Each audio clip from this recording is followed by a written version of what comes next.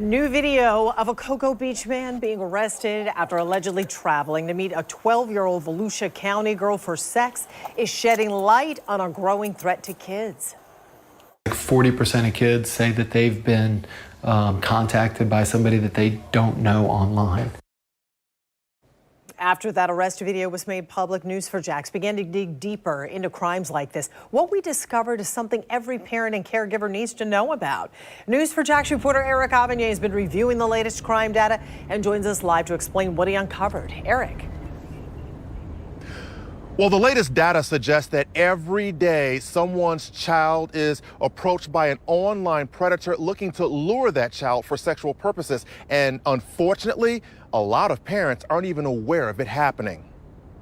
Both hands out the window. This past weekend was busy for law enforcement going after suspected pedophiles or people who sexually desire children. In Volusia County, a body cam records the arrest of 29-year-old Brandon Donato.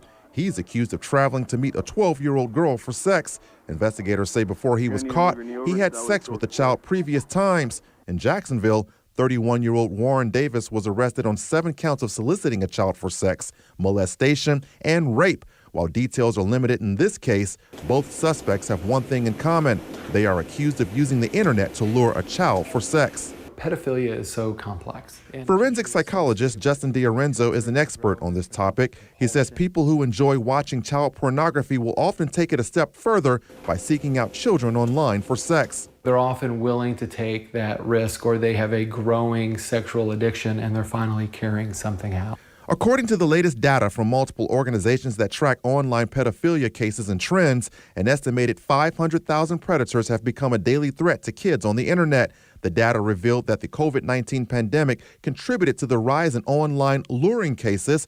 More than 80% of child sex crimes started on the internet. 82% of online predators are men, and only 15% of parents know what their kids are doing online. Sure. Dr. DiOrenzo says the numbers don't lie, and parents must communicate with their kids about this threat. I have 4 kids, and I believe they've all been contacted by somebody, but of course they have said something to me as we keep an open line of communication. The data also revealed that 40% of kids ages 9 to 14 have reported chatting with online strangers. 53% of those same kids gave their phone numbers to a stranger, and 11% of those kids have met the stranger in person. They're getting attention.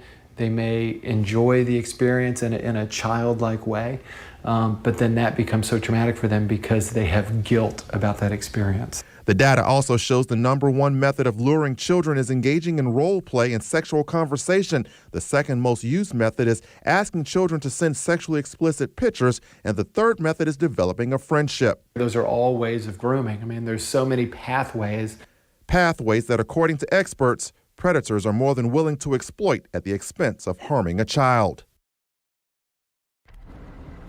Now, everything that was just discussed is the main reason why law enforcement is constantly warning parents to stay on top of their child's online activities. Coming up at 11, we're going to delve even deeper into these types of crimes and explain why predators justify their actions. Reporting live, Eric Avignon, Channel 4, the local station.